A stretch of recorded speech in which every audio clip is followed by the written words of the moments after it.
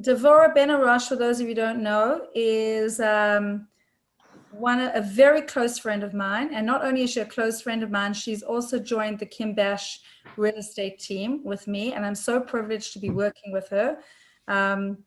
It's just amazing. And thank you for being part of my vision, really. So I really appreciate you coming on and the support that you've given me. And Deborah will introduce herself a little bit later and what she's doing. And again, thank you for everything, Deb. Would you do me a favor and just send Esther a message to see if she's... I did. She said that something came up with one of her classes, so she's going to try and hop on later, but let's just put the show on the road. Problem. Yeah. Absolutely no problem. So, okay, so let's start. Oh, there you are. Wait, I see her. Wait. Okay, fantastic. Found, lost and found. Here she is. Hi, Esther. Hi. Okay. Hi, sorry, I'm just in the Hatzalah building right now.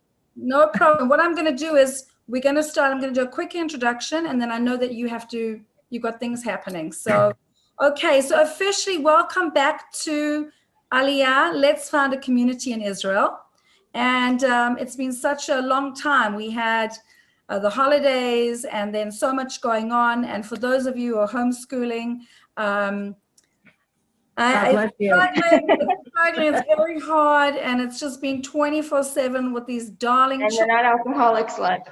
Yeah, so very stressed and a little bit crazy, and just a reminder to mute yourselves until you speak. Sorry, that's me. I'll mute myself and go outside for a minute. So just to give you an update what's been going on in Jerusalem and Israel, things are being closed down for a while, the shops, the restaurants, all the schools. It's been crazy. The Zoom calls, my daughter's on Zoom doing her exams on Zoom, my boys. It's been really, really stressful because I'm not a teacher. And I don't know how to teach, and I don't speak Hebrew that good. So I don't even understand half the questions and the homework. I don't know what I'm doing. So I've actually just hired a tutor to come tomorrow to help me with my kids because I couldn't take it anymore. Yes, it's been crazy. But I think things are starting to open up. The old city was closed for a long time. And again, I was incredibly blessed to be able to have access to the Kotel, because they would only let you into the Kotel if you were a permanent resident. So I was able to go down, and I cannot explain to you how unbelievable it is to be at the Kotel and nobody else is there. It is so strange to be there, and there's just nobody walking, talking in front of you. You just have this, it's really, it's an unbelievable experience. So I try to go down as much as I could. And that was really beautiful. And now things are basically back to normal, and there's lots of yeshiva bochas back. The seminaries are open. There's lots going on, and I'm hoping the skies will open so that people can actually come to Israel. The good news as well is real estate is still very much, we're selling. I am, Baruch Hashem, I sold 2 properties on Zoom. Through Zoom, people are sending friends to look at properties. I think that a lot of people are a little bit nervous. We won't go into any political discussion here, but there is a bit of anxiety, and with the political climate right now in America, nobody knows what's going to go on. So people are trying to secure their properties in Israel, whether it's in Jerusalem, whether it's in Tiberias, whether it's in Ramat Beit Shemesh, whether it's in Caesarea. People are looking at ways to secure, even if they're not looking at Aliyah, they're looking at ways to secure a piece, something if they need to come to Israel. So the demand is high. There was Aliyah today, Aliyah Day, they called it. 15,000 people have made Aliyah this year already. Isn't that amazing? 15,000 people already. And some of my good friends, the Bennetts from South Africa, the Amlers also from South Africa, the Saxes from South Africa, just South Africans that I know that have come during this time, which is just unbelievable. So I really wanted to focus on coming back on this week on Jerusalem, because it really is such a special place, not only because I love it here. It's such a melting pot of so many different types of people. And I just thought it would be a good way to start our Zoom sessions again. And we will probably, more than likely, 99%, have another Zoom, a continuation of Jerusalem next week, because there are so many neighborhoods to cover. And I can't promise you guys that we're going to cover everything. I try and focus on areas that have a predominant Anglo base. Okay, so if I don't cover something, you can always speak to me privately and I can give you information on the side. So I'd like to open the floor. And again, thank you everybody for coming on tonight. This has been recorded, okay, as well. So we have a YouTube channel, Kim Bash Real Estate. I'll send out the link. You can sign up later to listen to it. And anybody who wants to contact any of the people who are going to be talking tonight, let me know. There's a chat box. You can contact me privately or Devorah as well. So I would like to introduce you to a very good friend. Where is she gone? Esther. Esther I've known for a very, very long time. Yes. We go back, way back before we were even married. So I'm so glad to have you on the call. And Esther's very, very, very special person. She gives 101%, 110, 120% of herself to everybody. She always has. And she's very involved with Hatzalah. And I just am so happy to have you on the call. So tell us about yourself and where you live and what you do. Okay, well, I live in Ramat Eshkol. We're moving to Gavat HaMivtar, which is an area very close to Ramat Eshkol. And I volunteer for Ichut Hatzalah in the Yechidah Nashim, which is the women's division. I also do catering, which is now on hold because I'm moving. And I have to say that if you would have asked me like 15 years ago, 20 years ago at this point, we're old, if I would move to Israel, I would have told you that you were absolutely crazy. It took me quite a few years, in all honesty, to get used to it. And it took time for me to fall in love with Israel, but I'm actually, with everything going on in the world now, so happy that I'm here. I'm so happy that I'm settled here. It's definitely not an easy adjustment, but it's the right adjustment. I have to tell you, just the kashrut and the people. I mean, a lot of people hear bad things and like about the Jewish, about just Israelis in general. But I have to say, when push comes to shove, at the end of the day, we are a community and we're here for each other. So I highly recommend moving to Israel. I highly recommend living in Jerusalem or anywhere else in Israel that is right for you, because each area speaks to everybody in a different way. And I highly recommend Kim and Deborah, not because they're my close friends, but because they're honest. And I would never want to even, I've actually looked at properties, I think, with you, Kim, right? So, I'm not sure. have I? No? Long time ago. A long time ago, I think. I can't remember. But I have to say that this is the right move. As scary as it is, going out of any comfort zone is very hard. And I love Ramat Eshkol because it's a mixed area. You have people who are religious, you have people who are not religious, you have shopping area. The people are really there for each other. If people have families that have elderly, there's also nursing homes nearby. The school systems, there's an array of different types of schools. And even if there's not a good school in your immediate area that will speak to you, not saying that they're not good, there are different schools in the areas, or different areas that are close by. Like right now, I'm living in Ramat Eshkol, but I have a daughter that's going to Beis Yaakov and Harnof, because that's like where her need is. I have another daughter that's going to school in the area. I have a son that's traveling like 10, probably 20 minutes away to remote to go to Yeshiva Katana there. And I just like the diversity. I like to be able to walk down the street and see many different types of people, because that's what speaks to me.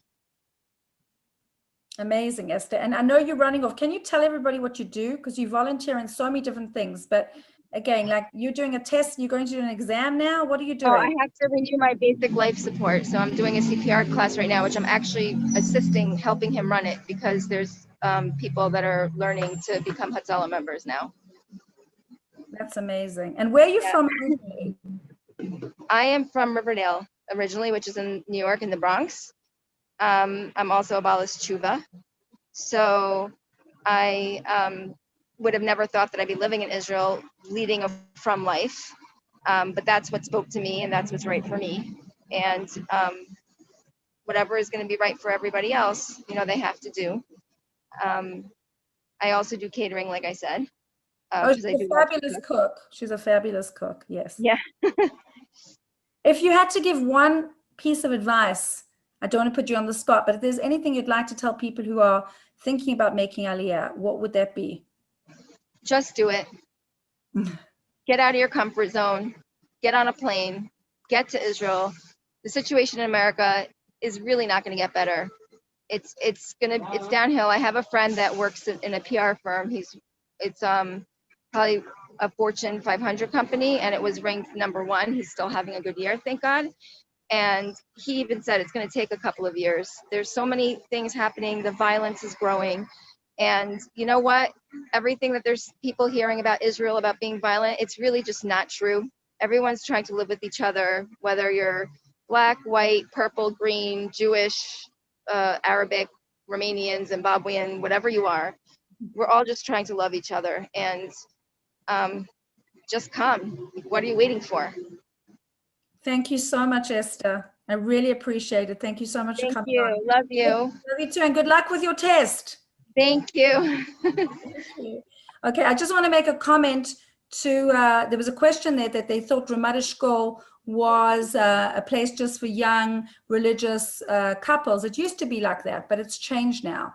And It has changed now, and it really depends on the area. Like if someone wants to get in touch with me privately, I can discuss with them the different streets, the different areas where they might want to go. You know, it could be it might be Givat HaMiftar, you know, because or it could be Sanhedrin Merchavet. It depends on really what the person wants. But Great. there are areas that are older, there are areas that are younger. And we'll talk about housing opportunities and all of that later. Esther, thank you so, so much. I want to keep going. Thank you so much for coming on. Next up, Murray. Is Murray on the line? Let me see. Yes. Where are you? Oh, you're under your wife's name. I didn't see you there. Yeah. Okay. Ishtoka Gufo, you know. Are you putting on your video or not? I did, yeah, it should pop up in a second. Ah, there you are. Hi. I just have to thank you so much for coming on because we had a cancellation of our German colony representative. So Well, I thought you wanted me to talk about Germany. No, not German quite. colony. Oh, you didn't tell me that. Okay, hold on. I thought Frankfurt, Berlin. Okay. Your wife is such a good sport. I was like, who can I call at the last minute and who will probably be able to help me? So she said, well, I don't know if I can do it, but I'm sure my husband could. So thank you so, so much for coming on. I know you have a class that you teach at 10 o'clock Israel time. So tell us a little about yourself and about the area that you live in. Myself's not as interesting, but very briefly, I'm from Toronto. We lived in New York for a bunch of years on the west side. We've been here now 4 years, living in the German colony. So it's probably the area where I'm guessing, I don't know, people on the Zoom now, but it's obviously a very popular area. Anybody who's been to Israel, to Yerushalayim, Emek Rafaim, etc., that's the heart of the German colony. I'll try to just point out some of the things that are less known perhaps, and obviously for people who are, I guess we have various ages here as well, just try to things that people may not know about as much. So first of all, there are a lot of very nice parks here. You know, it's very, from the question is what in Yerushalayim, a neighbor can be 2 blocks. You know, it's awesome how you define. So I'm talking about the area basically beginning Emek Rafaim, going to kind of Rachel Imenu, if you know where that is, on sort of Chizkiyahu HaMelech, and towards the end of Emek Rafaim, basically, in the areas on both sides that are bordered also on the other side by the Misilah, the old train track. So first of all, like again, in terms of parks, you've got Gana Palmon on the one side, which they're doing all types of renovations there now. So that's a beautiful park in terms of just recreation, basketball courts. They've got exercise areas as well. You've got across the street from that, of course, Tachana Rishona, the first station, which has become a major cultural place. You know, I'm talking obviously now pre-pandemic, like hopefully by the time we make Aliyah, things will be a little bit more normal, etc. And just the Missila, there's the Missila, which is the old train track, which used to go into the old train station, and that's a great area to walk. You can walk for miles, literally, beginning at the first station, and just it's a beautiful area. Day and night, people are cycling and walking and running, and just it's really a phenomenal place. Just to you've got green there. It's not exactly Central Park, but it's it's a very the High Line a little bit, like on the west side that they've reconverted, etc. So you've got also a lot of nice little parks in the area for kids, people that, I'm not going to go into every single little park, but there are a good, every few blocks, there's a nice little park that kids can run. There's a dog park even that people can use. Also for kids, in terms of you're thinking of youth movements, which is a big thing in Israel, every Tuesday, school ends early on Tuesday, so kids go to youth movement. So whether it's Bnei Akiva is at the other end of the German colony. Technically, it's in Baka, but within the heart of the German colony, you have Ezra. Ezra is it's a little more separate than in terms of boys and girls than Bnei Akiva. And also in that area where Ezra meets, there are three schools. There's a lot of ganim, for younger families. You've got a lot of really wonderful ganim. Then there's an elementary school, Yehuda Levi, and then there's a big high school. But it's great. We just discovered it during the lockdown. One of the gums of Latova, it's one of the good things about the pandemic. We got to explore things a little bit more. They have a great yard. If people like basketball, soccer. It's an open, big yard, courtyard, schoolyard, basketball courts, and soccer, etc., similar to the Gana Pamon. You've got a lot of great shuls in the area, very popular shuls. We live in a place called Shir Chadash and Emek. You've got the Ramban shul, which is very popular, so there's plenty of all types of choice there in terms of types of shuls. If people are a little more, whatever, across the spectrum, and from Reform, there's a big Reform shul as well, to really across the spectrum. You've got all types of Orthodox shuls there as well. Partnership minyanim, again, I'm not judging whatever people want to do. It's great, whatever involvement people do. You've got really types of different choice that you have. There's a great, in the Greek, there's a sort of borders the Greek colony. There's a wonderful courtyard there. People don't know about it. It's just, we take walks there, and it's a beautiful park. Greenery. There's a lot of their consulates, a number of consulates there. So it's a very diverse area as well. People are not, if you just go to the restaurants and Karfim, which I'm not even going to talk about, but there are plenty of those, and cafes. Everyone knows Western call it kafit, etc. And of course, it is a very diverse area in terms of all types of people from the whole diversity. A lot of English speakers, of course, tons of Anglos. You can definitely survive here, which may or may not be a good thing, but without speaking much Hebrew.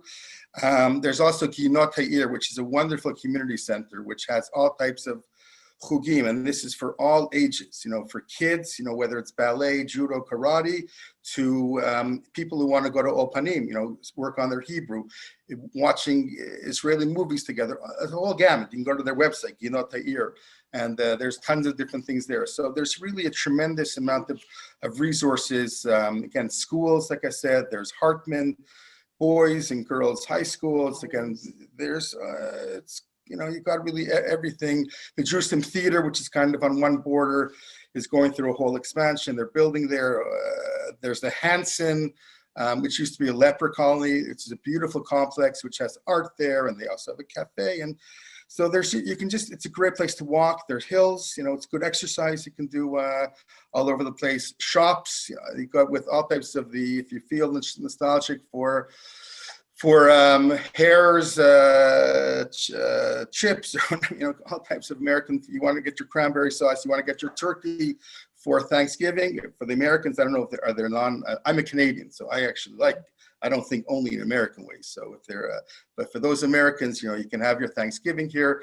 So it's a very easy, for people who maybe, are concerned about who love where you are. And, we made it, we came here not because we were very happy in New York. I left Toronto growing up.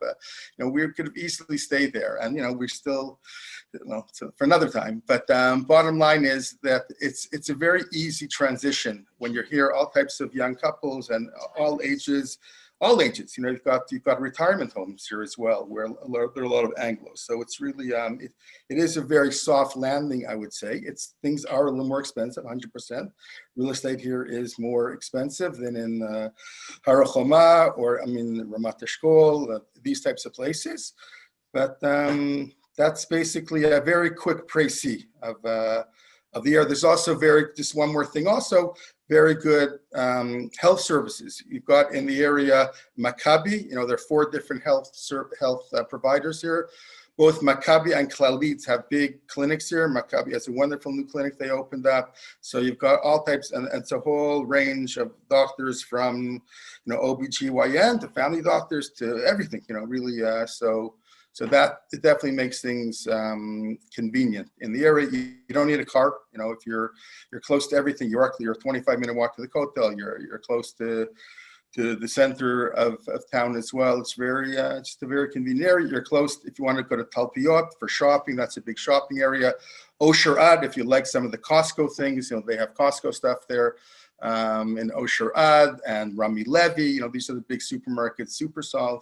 Shufersal officially. All right, that's it. Any quick questions? That was amazing. You did that really quickly and very thoroughly. Yeah, especially since I thought I was talking about Hamburg and the Jewish communities of the Rhine. So really threw me off. I thought we were talking about. No. So, thank you so much. I just want to say, someone asked about rents. What's rent costs like in the German? The rents, colony? I mean, let's say right now rents are definitely down, you know, just because of the pandemic. There are tons of Airbnbs which are sitting vacant. So you can get a 3-bedroom, you know, nice, you know, 7,000 shekel, you know, a little over $2,000. In general, it would be a little more expensive, probably. You know, again, you know, Kim's probably a bigger expert on that than I am, obviously, but you know, renting, and the rents are cheaper here. You know, to own is going to be a little more expensive. You know, but you know, I'll let Kim answer the question. Perfect. We'll talk. I just want to add, because we have limited time, some people have to go. We're going to keep to the interviews, and then we'll talk about the real estate opportunities afterwards, because every area is different and there's so many different opportunities available, whether you're in a house, a cottage, an apartment. It's vast. Okay, so Jerusalem is it's an expensive city to live in, but we'll talk about that at the end. Murray, thank you so much for coming on. And I really enjoy. Well, hopefully we'll see you all soon. Thank Not on you. Zoom. And send your wife my love. We'll meet at the first station. Take care. Thank you. Thank you.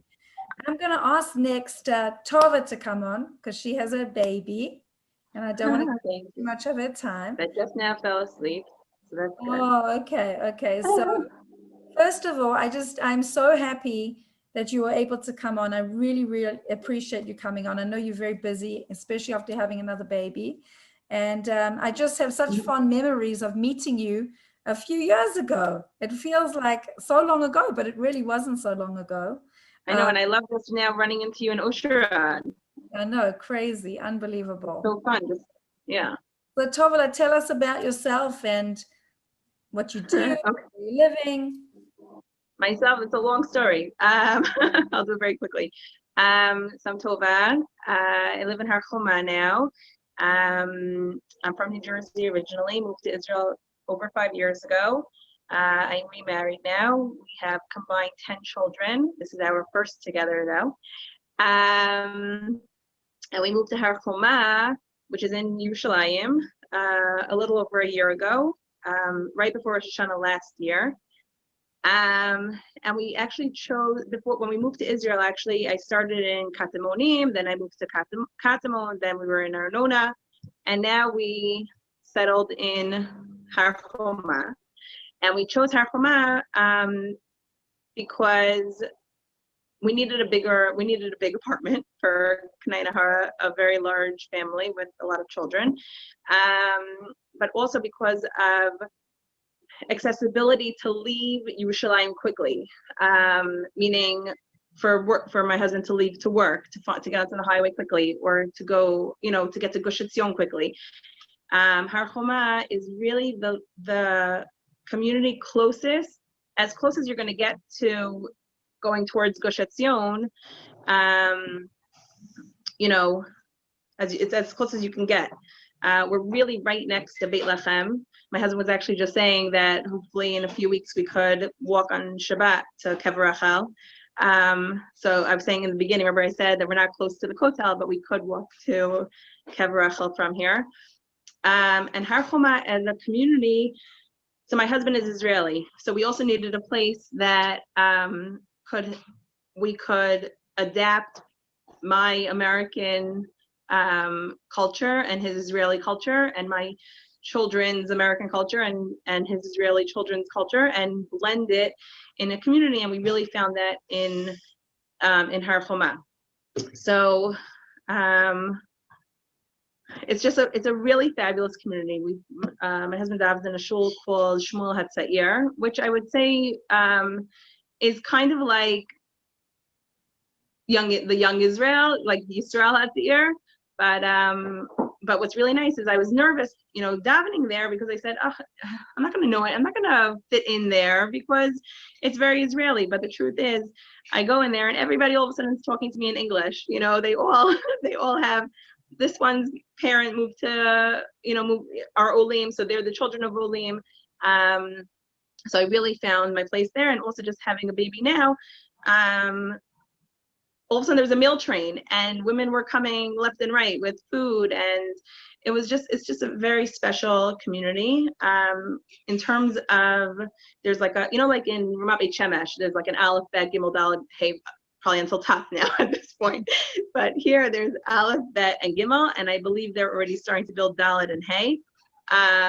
There's building plans, so there's definitely, because right now, I know I have a friend that said she wants to move to Har Choma, and she was having a hard time finding an apartment here to rent. But they're really building now because they see that there's a need for it. Why are people moving to Har Choma? Because the rent prices are much lower than other places in Yerushalayim. So in Yerushalayim, everyone's like, oh, it's so expensive. We didn't buy. God knows when I'll ever be able to afford a house, an apartment, a house in Yerushalayim in Israel to buy. But rent prices are really, really low. We live in like a penthouse apartment.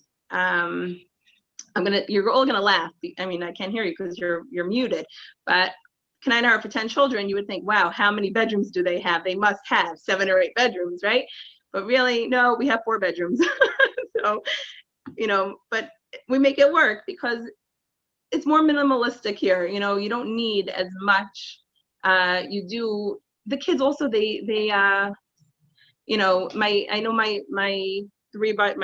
my 3 older children, they grew up always having their own separate bedrooms. And now my son is with 3 new stepbrothers, and my daughters are together, and that all the kids are together, and there's just like this connection, because they have to get along. They have to be in the room together.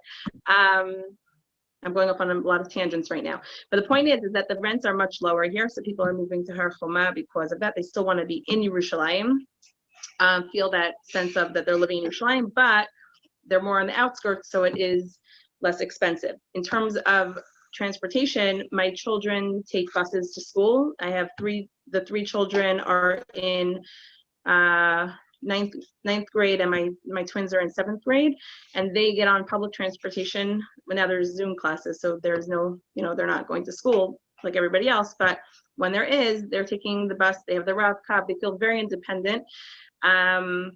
If they want a snack, we live on a great street over here. They run outside, they go to the candy store, the ice cream store. There's 2 pizza stores on the block. There's 2 falafel stores on the block. There's 2 supermarkets on the block. Everything, it's like living where the street that we actually live on is like living in the shop. There's 2 bakeries, everything. There's 2 of everything. It's like, in a Jewish community, you can't just have one. You have to have your choice. 2 butchers, literally right next to each other. There's 2 of everything. So you have a choice. But there's the independence that the kids just go out. My cute little, my 9-year-old and 6-year-old bonus sons, stepsons, they learn, they do their learning, and then they go downstairs by themselves to the candy store to buy their klafim. Like the kids, and I remember the kids Rebbe cards, or things like they collect all the different cards. They collect their klafim to put in their magazine, and and they just go outside by themselves to the store across the street, and we could even see them from the Merpeset. And it's just a sense of independence, and everything is so accessible. And the kids that don't live, my kids have friends in the community, and they might live in Shlav Aleph, so the Shlav Aleph kids are coming to where we live in Shlav Bet, and they're all walking on Shabbos together. And it's just, whatever, I love it. My kids love it. My husband loves it. And if you're looking for an affordable, someone just said, what is rent like in Har Homa? Whatever. So this apartment, I think that if this apartment specifically was in another place in Yerushalayim, like in Baka or the German colony or in Katamon, it would be like 14,000 shekel, but we're paying 6,000 shekel for this apartment, which is nothing. I mean, it's money, but for the size apartment that we're in right now, and the Merpeset is enormous, and the view is just incredible. 6,000 shekel is really nothing. It's not nothing since I haven't worked since February because I'm waiting for all these Americans to come to Israel for my shuk tours. But Tova, tell us what Tova's very well known for her shuk tours, and anybody who's coming should definitely look her up. Tell us how you started and what it is that you do. In terms of my shuk tours, so God willing, tourism will come back, or even Olim will come here and will want to take their family and learn about Machan Yehuda shuk. And I take them on a really fun, exciting, personalized, hands-on shuk experience where they feel like they're a macher there, and they're talking to the owners and hearing their stories and tasting all the delicious food and feeling all of Israeli culture within a 2-block radius of Machan Yehuda. So God willing, that should come back soon. And yeah. It's amazing. It's amazing. So God willing. Yeah, so look Tova up, everybody. If you, God willing, Bezrat Hashem very soon come back. I hope you're going to start doing them again. I hope that you'll be able to. I hope so too, with the 10th child. Yeah. Tova, you could put you're in the chat later when you put your baby down. You could put the link to your website in there. And someone also asked a question: how long does it take to get into city center from your neighborhood? So good question. So the 74 and 75 buses, there's 3 main buses in Har Homa: the 74, the 75, and the number 5. And it literally goes straight to from Har Homa straight to Har No, and also one of them goes straight to Ramot. So that's the line from Har Homa to Ramot, or Har Homa to Har No. It goes through city center, and I would say it takes 25 minutes to 28 minutes to get to King George, which is really, and the majority of the time is really within Har Homa doing the pickup. So if you wanted to bypass all of the Har Homa stops, you could just wait at the entrance to Har Homa and it'll be much faster. But the transportation is fantastic. And because we have one car now, my husband uses it, he takes it to work. When I'm going to Machan Yehuda to work, then I take the bus and it's completely fine. So it's pretty quick. Yeah. And the buses are pretty amazing as well. That route is very, very popular. So you don't have to wait for a bus to come. They really come pretty often. It comes all the time, and they have the luach, the board, the digitalized board, where it tells you exactly how many minutes. And if not, you have to download the Move It app on your phone, MOOVIT, and it gives you the exact route. It tells you changes. But if you're taking public transportation, you have to have that application on your phone. Very useful. Thank you so much. I really, really appreciate it. Thank you for having me on. Mazel tov on the baby. She should bring you much nachas, as with all the children. Amen, amen. Thanks, Tovala. So I'm going to move on to a very special couple, the Ratners, Ilana and Daniel, who I had the privilege of meeting many, many years ago. And now I am so glad that they are living in Jerusalem in the Rehavia Shereh Chesed neighborhood. So thank you so much for coming on. Pleasure. So we made Aliyah from Maryland about a little over a year ago with children who are, from young school age to middle school age, high school. And so it wasn't easy. It's not an easy age, but we knew it was the right thing to do. And we love where we live, this area in Rechav Yesharai Chesed, because we find it very family friendly. They have lots of children to play with. There's lots of ages here, and we find it very central. And kind of like the gentleman who was talking about the German colony, we just feel like we have everything here, you know, all the resources that you need. And we don't have a car, so we can walk to like almost everything we need. If we need to, we take a cab. Also, it's very easy to take buses. My kids can take buses to school, or you know, if they're running late, we can just send them in a cab. But they also are very independent. They can just go, you know, down the street and go to a store, pick up some milk, pick up, you know, whatever, buy some ice cream. Just everything is close by, and there's something for lots of different ages, from like the young to lots of different, you know, daycare options, lots of schools, and then there's for older people too. And people just like being very central. We like that we can walk to the old city. It takes about what 25, 30 minutes. Yeah. And so we wanted to be able to do that, to be near the old city. And also it's very nice to be able to walk to people on Shabbat. And there's a very, you know, it's very diverse. There are a lot of Anglos. You do have a lot of English speaking. It's very easy to meet people if you have trouble with Hebrew. But then I also hear Hebrew all the time. So that there's everything. I really feel like that, like this little corner where we live, there's a lot of observant people and people who keep kosher, but you just walk around and you'll also find people of all different backgrounds all around. And I like the diversity, and I just like that we're close to everything. You can go to the shuk very easily, and there's a street near us that has all kinds of cafes and stores and really almost everything you need. And what else I was going to say? Oh, we also like just have options of like eating kosher, and we like that there are lots of options here for that, to try different things and have some variety. And there's shuls. There's so many shuls. There's like one corner where there's a whole bunch right there, and you don't have to go far. And now there's all these minions outside in people's yards and everything. There's everywhere, you know, there's always a simcha, a protest, you know, there's a lot going on. So that Jerusalem is very exciting for having a lot going on. But if you like quiet, you can also keep to yourself. There's a big park nearby, and we can walk to a bird observatory. Yeah, Gun Soccer. We can walk to a bird observatory. We can walk to a rose garden. We can walk to near the Knesset. There's a botanical gardens. There's a skate park. There's a cafe in the park. There's this outdoor exercise area. There are lots of people walking around, riding bikes, kids, people walking dogs. There's so much. What do you want to say? I can talk. Yeah, I'll take it. I'll just give a minute. So it's really great to live where we are, because I feel like we are the center of the world. I mean, like I can be in the old city, I can be downtown Jerusalem, I can be at the shuk. I go to the shuk about twice a week. We can go to First Station, to restaurants. And when there was no lockdown, it's really amazing that the amount of restaurants that I can get to within a 10, 15-minute walk. They're all like amazing. Some of them outdoors, some have concerts, you know, French food, Indian food, Italian food. It's unbelievable. I feel like I'm living in the center of the world. And then most days I walk to the old city. I either learn or teach there, and I go to the Kotel. Like tomorrow night I'm going to the Kotel and teach there, right down by the Kotel. And really Jerusalem, like, you know, you think Jerusalem's a big city?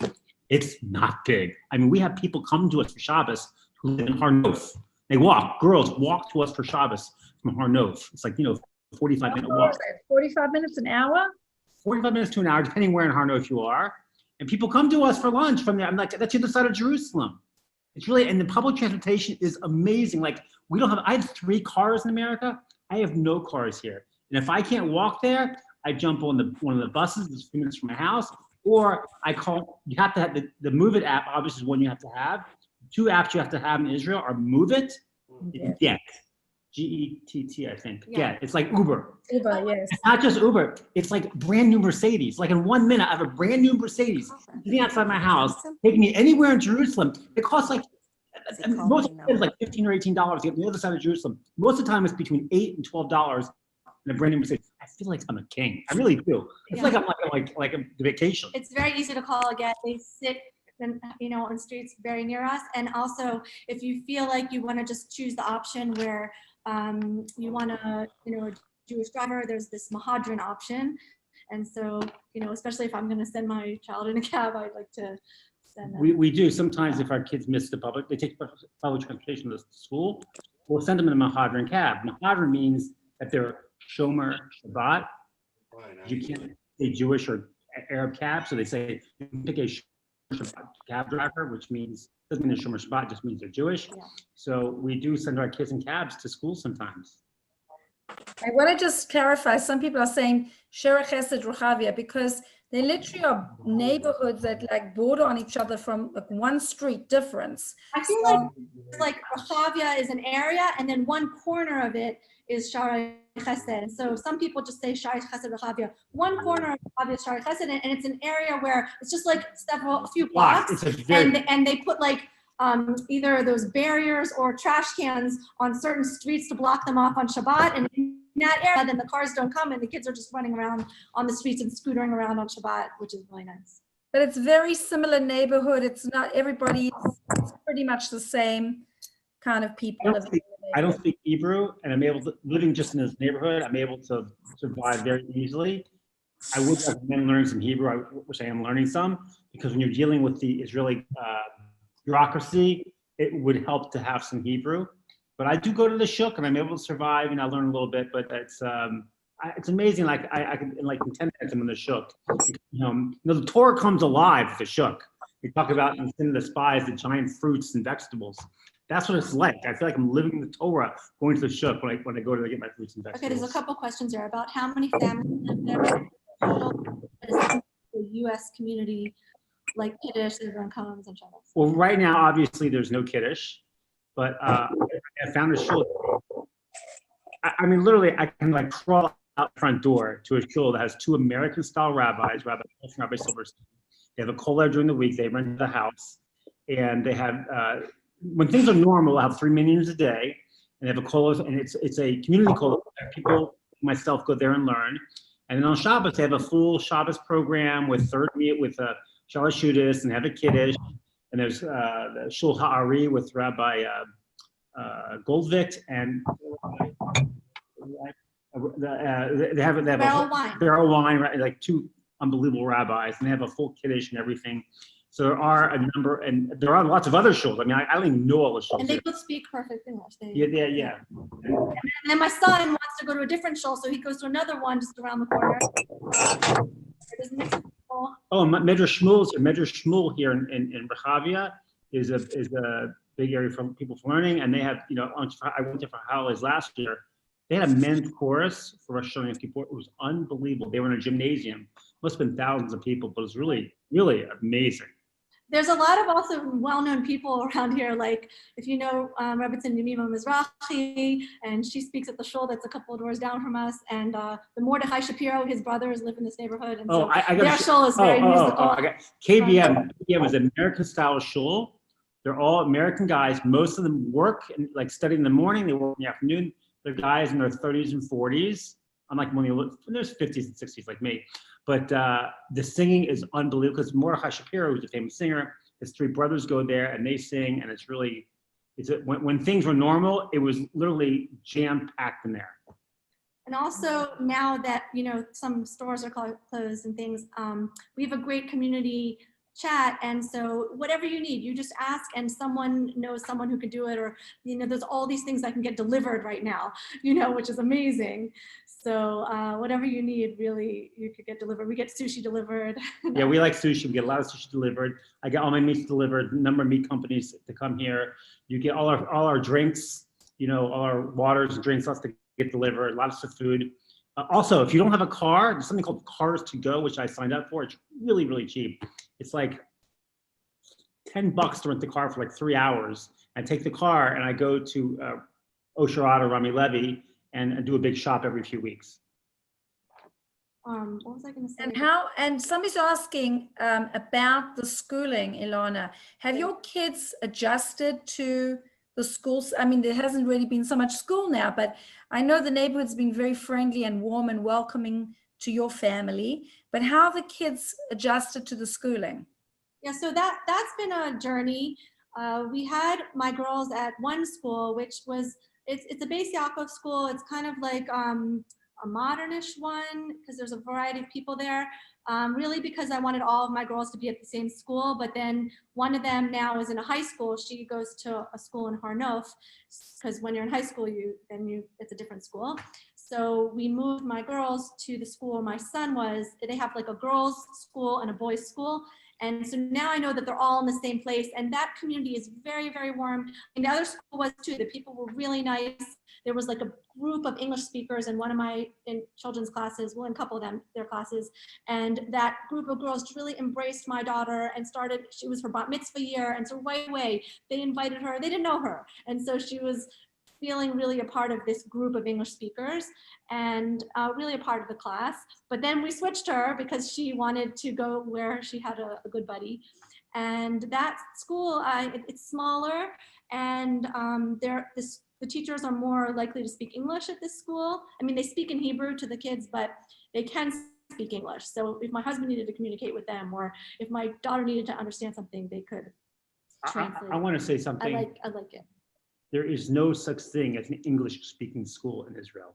People assume, oh, just send them to an English-speaking. It doesn't exist. There's no like English-speaking school. So just so you know, it is not an easy transition when you get here. Yeah. We came with kids probably too old to come. If you're coming, I mean, I know Rabbi Berkowitz, Aish Torah, says you should not come with kids they should be younger than 12, like 11 or less, I think. And I can see the reason why, because it is much more difficult to come with a 13, 14, 15-year-old. It is a struggle.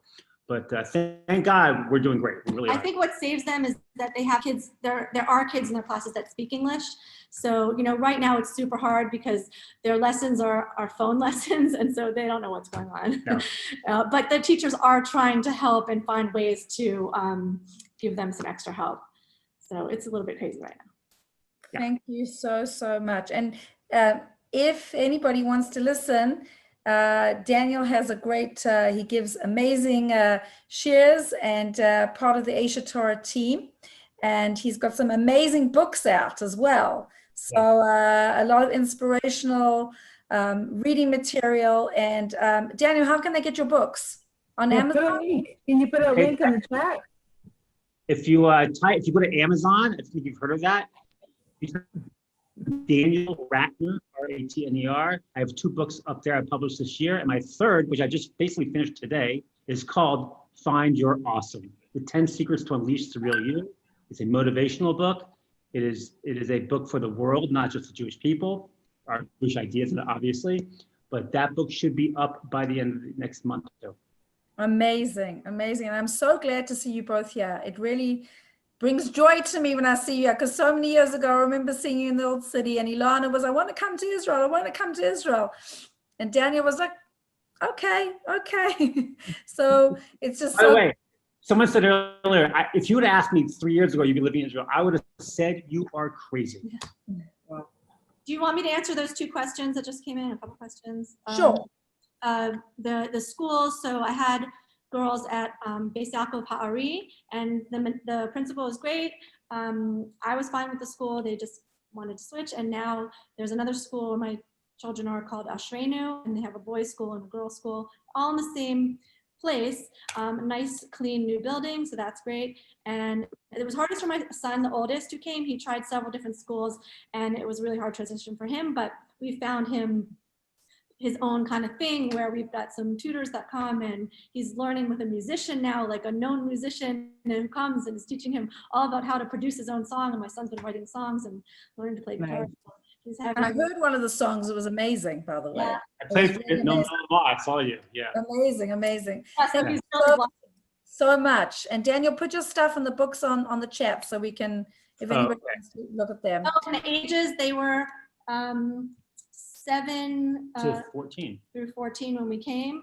And so we've only been here for a little over a year. Our 14-year-old, he did try Now he's 15. 3 or 4 schools, and it was just too hard to transition for him. He's very smart, and thank God he learns Good Morning every single morning. We have a rabbi that comes here, learns them for about an hour and a half, and then he goes to Ish sometimes in the afternoon, has brusas. What? Someone said they Oh my gosh. And, okay. and yes, there are chugim. There's a community center here, and they have lots of chugim. I don't know if they're all happening right now, but there have been some really interesting things. And then, like I said, there's so many resources. There are people who are doing all kinds of things. Like they'll say, "Oh, I'm an artist. I'm doing a painting chug," or all kinds of things. There is a lot of opportunity during when COVID was not around, but hopefully soon. Even now, people are being creative, really. That's true. That's true. Thank you so much again. We are going on to an hour, so we're going to move forward. Hello, Sandy. Hi, Kim. How are you? Thank you. I'm sorry it's been long. I saw your husband was there, so tell him I'm sorry we're not going to get you back. That's okay.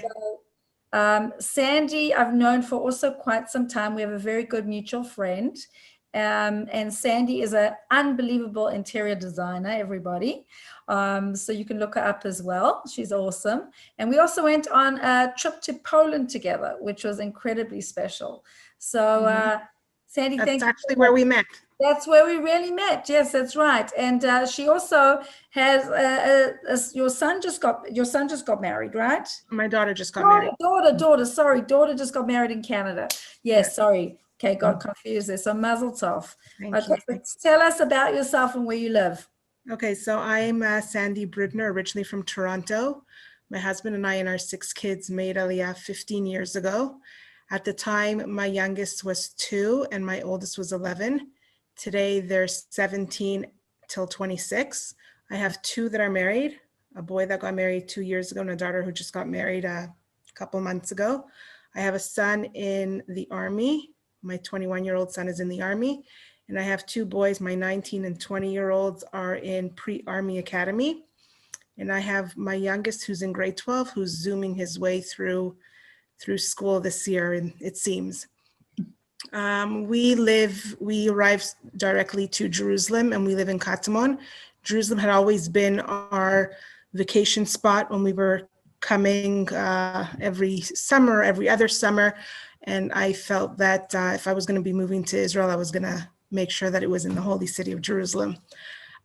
We love living here. We live in Katamon, which is really borders the German colony, and Murray spoke about that. We enjoy a lot of the facilities and a lot of the parks and a lot of the restaurants that the German colony does. It's a very diverse community, a lot of English speakers, a lot of actually people from all over the world. So you hear a lot of French here and English and Hebrew. So it's a really mixed community. We have a great shul, English speaking shul, with kiddushim normally, and a very welcoming, warm community to live in. What else? That's pretty much it for here. Which shul do you go to? Where do you We actually live in Katamon, which we live on Shagnon, and we pass quite a few shuls to go to a shul, Shir Chadash on Emek Rafaim. So we walk about 20 minutes in order to get to our shul, just because we have amazing friends there and it's a really nice community atmosphere. So we actually take the walk. We have shuls all around us, but we take the walk now because of the situation. So my husband is going to one of the many, street shuls in the area. And you're close to the most beautiful park as well, the San Simon Park. Yeah, beautiful. We have the San Simon Park, and a little bit farther, we have the park on, I can't remember what it's called now, in the German colony. It's a beautiful, beautiful green area. And as I said, a lot of the communities, a lot of the area neighborhoods, literally, basically from one street to another, you from Old Katamon to Baka to the German colony, it's all entwined basically. So if you're living in the Old Katamon, like Sandy and her family, because they have a lot of people they know, will walk to the German colony. And it's about what, a 15-minute walk, less? Yeah, it's to Emek Rafaim, we walk, it's 18 minutes on the way there, and it takes me like 25 minutes on the way back because it's uphill. I thought you were going to say because you're stopping to talk to everybody on the way that you see. No, more. My husband will say it's because I'm a slow walker. Okay. But the San Simon Park is great in the evening, especially now when the weather is nice in the evening. There's walking paths around there. It's full of people walking around. A lot of green area, park for the kids to play in. It's really a nice. Where did your children go to school? when they were? When we first arrived, we had a couple of the kids in Gan, and the kids that were in elementary school were at Rappaport. I have 5 boys and 1 girl, so I had the girl in the girls' Rappaport, and the boys, when they went to elementary school, they were in the boys' Rappaport. The high schools they went to I had one in Yashlat, Yeshivat Tzeirim, and I had a couple at Shefa in Beit Vagan, and they were already beyond high school age, pretty much. And what advice would you give somebody that was thinking of making Aliyah now? I would say in your preparations for making Aliyah, learn Hebrew, do a Hebrew Ulpan while you're still living in America and Canada. And I would say know that there will be ups and downs, but God willing, there will be more ups than downs. Is there anything you would have liked to have known before you made Aliyah? We had such an amazing experience. Yes, there were, difficult bumps along the way, but I would say that we had a really amazing experience I would say a month after I arrived, I had to go back to Toronto for a month or 2 months after I arrived. I went back to Toronto for 2 weeks. And I'm telling you, I leave Israel, a weekend is already enough for me. Like I spent a weekend outside of Israel and I'm already itching to come back. So it's just been a really amazing experience. Are you fluent in Hebrew now? I have a very strong Canadian accent, but I am pretty fluent in Hebrew. I had a good base from Bnei Akiva school, and I did Ulpan when I was about 16 or so. We did Ulpan for about a year when we arrived, and I have a really good command of the language. I work in Hebrew, but I also know that I have my English, and everybody speaks English, and if they don't speak it, they understand it. So it's definitely not an issue. Amazing. Well, thank you so much for coming on. I really, really put your details down, Sandy, if anybody wants to contact you in the chat. I will. Thank you so much. That's the to everybody. Hannah and Chaim, I don't know if your husband's disappeared, but it's okay. He's gone to bed. Okay. So Hannah and Chaim have actually just very recently, right, made Aliyah? A year ago, almost to the week. And we just happened to fall into the neighborhood of Baca. I'm telling you, if you're making Aliyah, Baca is a great neighborhood. It's connects up to Arnona Natziv, Talpiot, Katamon. It's very centrally located. At toward the top of Baca, where the border is, you have a huge presence of Maccabi. You have grocery stores on every block, great grocery stores that are loaded with stuff that you're going to want to get if you are American. Super deal on Rivka, or you can get whatever it is except malt vinegar this week was unachievable, but mostly you can get everything you need. There are 2 main streets that are running through this whole area. They are Derech Hebron and Derech Beit Lechem, and in both directions, as far as you can walk, there are gazillion of apartments.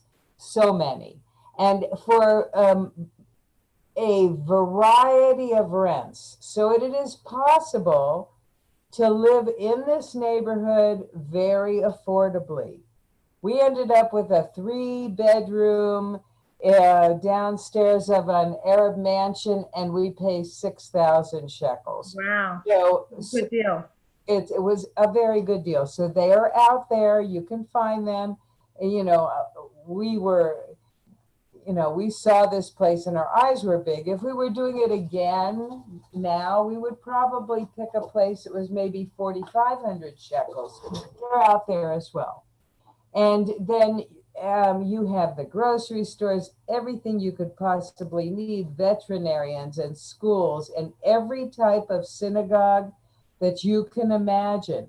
And then down at the end is Pierre Koenig, and on Pierre Koenig is Hadar Mall. So now let me tell you about Hadar Mall.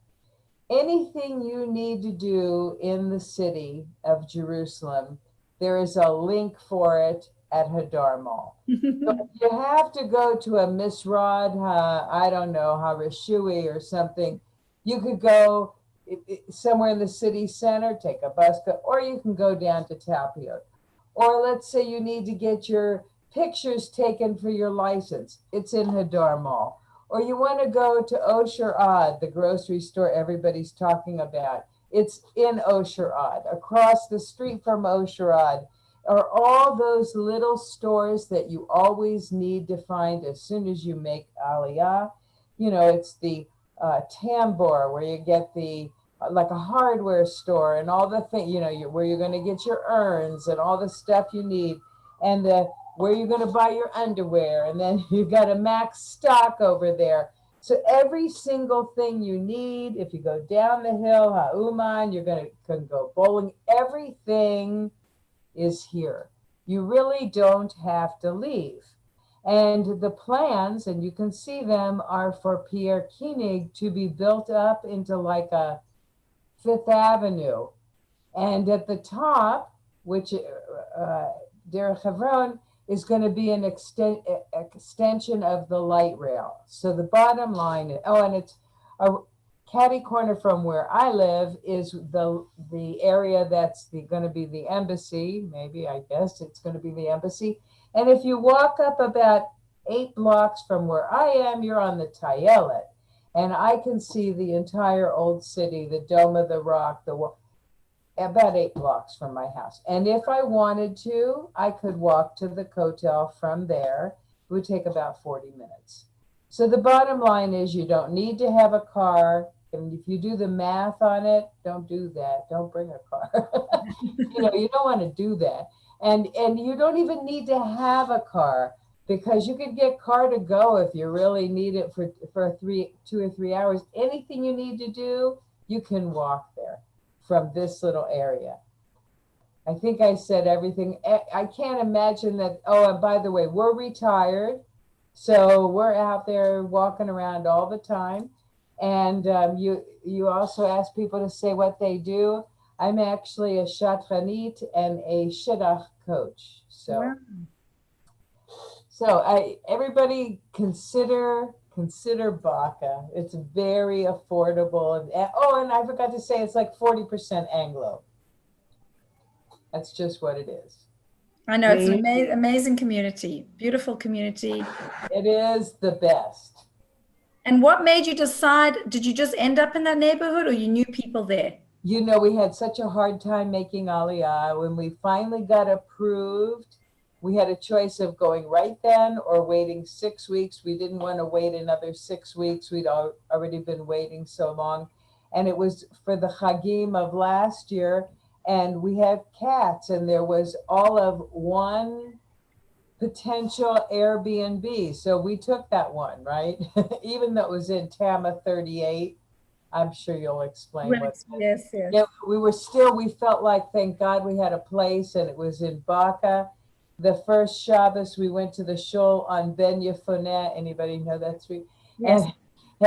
And it wasn't our shul. So the next day we head out there and we go, higia lebeit knesset efo sheyesh harbe Amerikayim. And they went, Yedidja.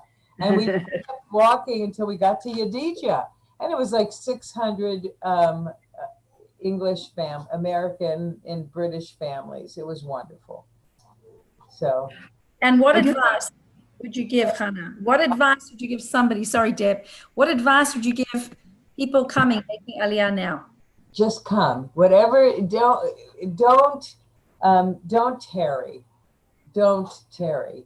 If I know the structure and getting there and getting your documents, that's really painful and hard. It's for some reason from Hashem, I don't know. But as soon as you get the go-ahead, get here. And if you need a place to stay, call me. Oh, so sweet. You're so We have sweet. we have a lot of guest rooms here.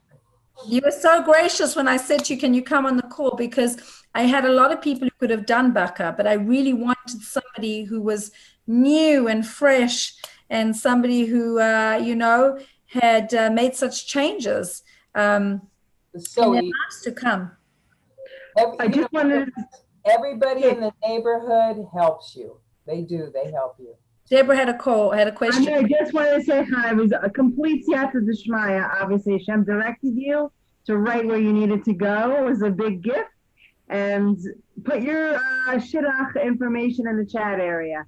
Okay, thank you. I have some great people that need to get married, so I'm going to be sending them. I'm going to mute and I'll boys and girls. Okay, thank you so much. Gary, I'm so sorry. Is he gone off? Nope, he's there. Oh, Gary. Hi, how you doing? Good. I'm sorry. I didn't see you on there before. Thank you so much for coming on. Gary's a fellow South African. How's it? How's it? Okay, so we met actually a few years back when he had come on, I think you were on a learning program. You came to visit, you came on a learning trip, and you happened to be in my neighborhood in the old city, and I heard the accent. Yes. So that was quite some time ago. Indeed. So tell us about yourself and where you're living. So we live in a very interesting area, which is we actually had a bit of a row about, but it's worth coming to. And thank God, yes, you. Oh, in the beginning, yeah. Yeah, and thank God it's turned out to be fantastic. There's a hidden neighbor. I don't know if I should tell anybody really. Why would I want to tell anybody about it? But it's Talpiot Tzafon. It's just under the Tayelet, just on top of the Tayelet. There's a small little neighborhood. Across, you got Baka, across Der Hebron, and they've been developing it quite considerably, where for many years it was a quiet, almost snooty neighborhood with fantastic views of the old city and Har HaBayit and all the way into Jordan, down the whole Silwan Valley. The Tayelet's on our doorstep. It's a 2-minute walk. And the big thing, which is what Kim was worried about, is it lacked community for many years. Everybody stayed in their own snotty, expensive houses. And because of Corona, or as a result of Corona, everybody's come out. And I tell everybody, we've got this, one of the things that is one of the most difficult things for an Anglo to come to the land of Israel is you sacrifice the kehillah, your congregation, which is an extension of your family, which is so central for thousands of years to the Jewish people. Somehow the Jews coming to Eretz Yisrael have lost that sense of kehillah, and a shul becomes more of a place of throwing off your obligation of prayer and going and leaving as quick as possible, which is, there's no kiddush. And slowly within Jerusalem, there's a change. And what's happened in this community, we've got a kids park right next to us, and that's not a shtibel. It's become the Caspi shtetl. and it's quite wonderful to see everybody coming out. And because they're it's one development, but then 2 separate buildings or 2 separate sites, which are very close to each other. The one's got, I think, 5 buildings. The other one's got about 1, 2, 3, about even 8 buildings. They've put up, and it's created it's created affordable rental in the area. So you don't have to buy, you can buy if you've got $10 million or shekels or 7 million shekels, you can buy in the area. But now there's a huge 400 units that have become available. So there's been a huge mix of different people. And when we made Aliyah, we were interested in looking for a community or area that had 3 things. One, that it would be mixed. It wouldn't be only religious. We wanted to expose our children. We've got young children ranging from 5 to 12, and we wanted to expose them to and teach them the skills of interacting and engaging with everybody within Israeli society. So this area really has that mix, that diverse mix. The second thing was good schools, close to good schools. We've got 2 kids at Mamad Harova, who fulfill the prophecy of Ezekiel, who says that he prophesied 2,000 years ago that the Jewish people will return, and there'll be old, it's outside Kim's house inscribed on the wall, that old people return and walk in the streets of Jerusalem, and children will play in the streets and the courtyards of Yerushalayim. Those are my kids playing in those courtyards of the old city. And then with access to other schools, there are buses and bus lines to the entire city. So it's really connected. Once you go to Derech Hebron, it's connected. So I've got my eldest daughter's at Opanit Chorev, and she's, thank God, it's a perfect fit, and she's flying there. The kids are already doing fantastically well. Gary, can you just explain? A few people asking, explain where it is, where you're living. Okay. So if you going, Derech Hebron is basically Derech Avot, which is the ancient path that runs through Jerusalem, connecting Shechem, Shiloh, and running through the top of the mountain range of Israel. Here we go. That's the top of the mountain range of Israel that runs all the way through the land. That's called Derech Avot, which takes you down to Beit Lechem, Hebron. That's Derech Beit Lechem.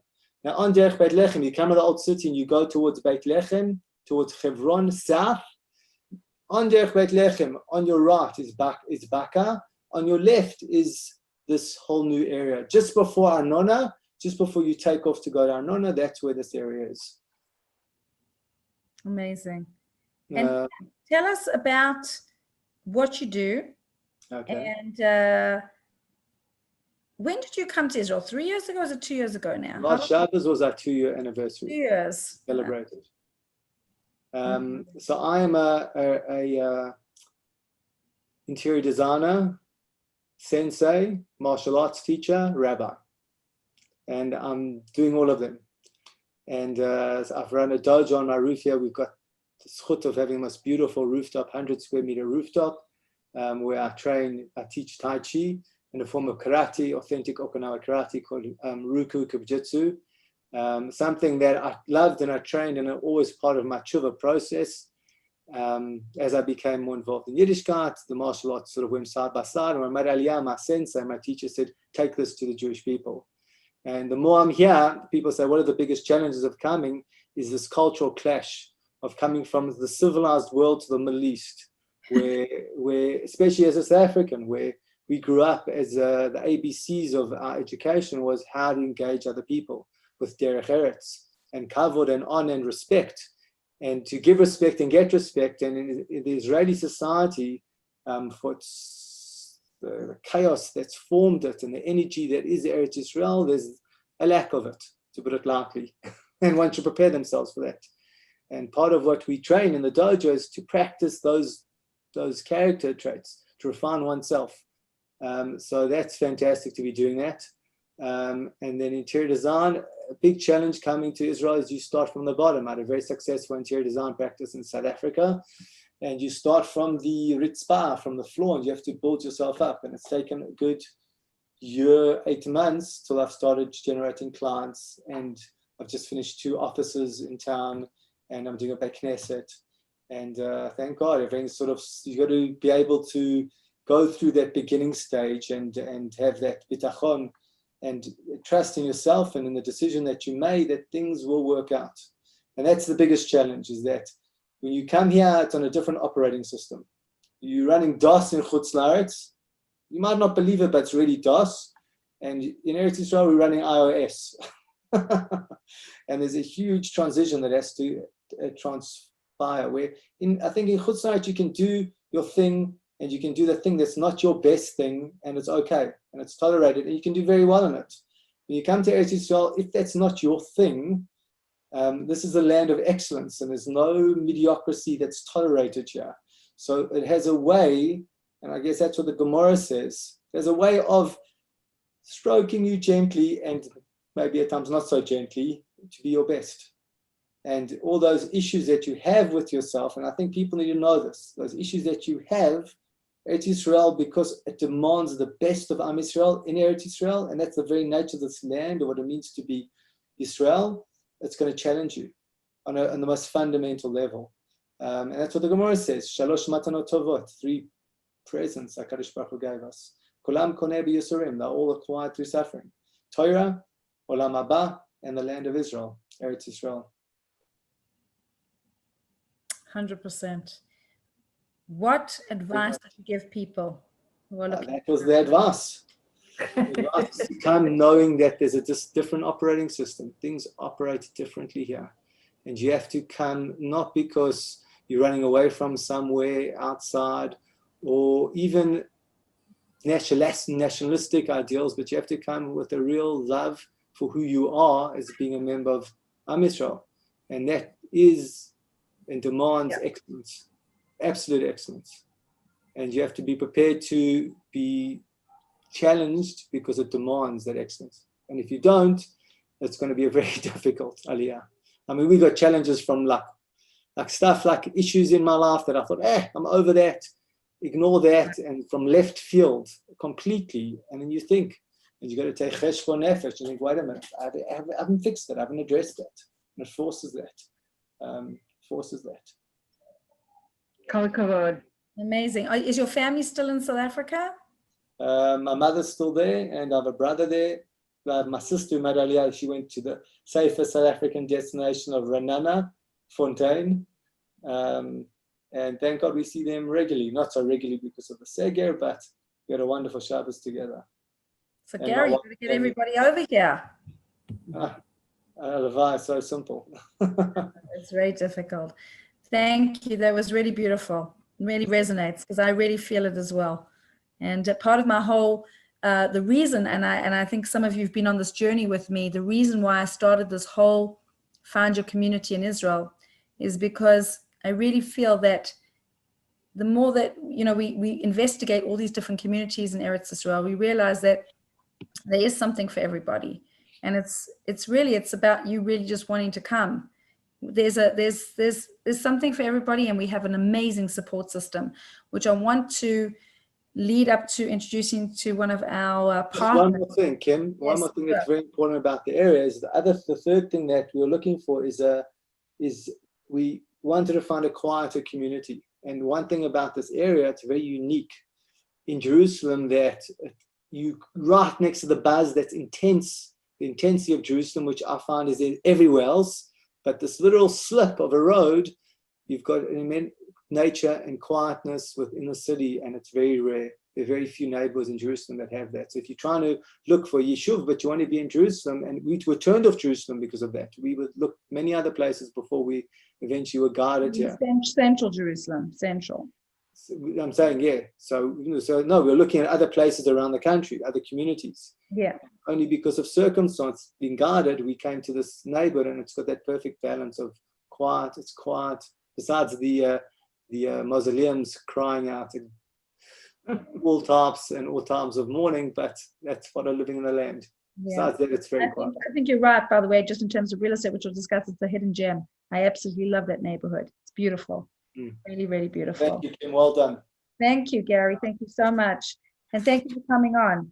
And as I was saying, a support system. So one of the people that I am very honored to partner with and work with is an amazing, unbelievable organization. Please write this down, Olim Advisors. And they are just unbelievable people.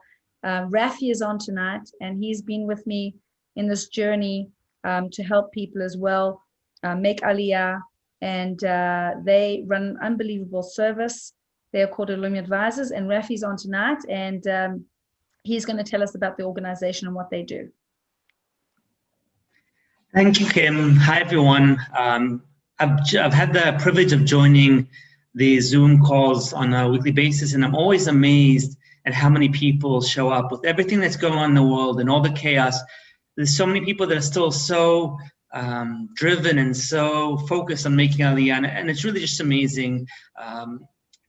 I'm the biggest fan of Israel. I actually made Aliyah a couple of times. First time as a kid from South Africa, and then about 5 years ago from New Jersey with my wife and kids. And as people were talking about making Aliyah, a few people here said, you just should do it. You just need to come. And I can definitely relate to that because we decided 6 weeks before making Aliyah that we were coming. And so my wife packed up the house. We rented it out. We got rid of our cars. And we just, got on a plane and we got here. And Baruch Hashem, an amazing experience. Our kids have adjusted, and we live in Hashmonaim, which is near Modi'in, in a wonderful community. And it really, I think, was such a good decision for my wife and I and for the kids.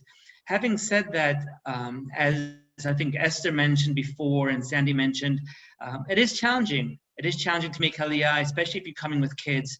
And so my sister and I, about 4 years ago, started Olim Advisors to help people do two things. First of all, we want to encourage people to make Aliyah. It's our land. It's really the home where we believe the Jews should move to. But the other thing is also to help people get to Israel and then adjust. There's so many people that are here and are struggling, and it's not easy. And so what we do is we help people through the entire process. And what I tell people when they ask me for advice is I say there's three things really you should focus on, or three important things to keep in mind.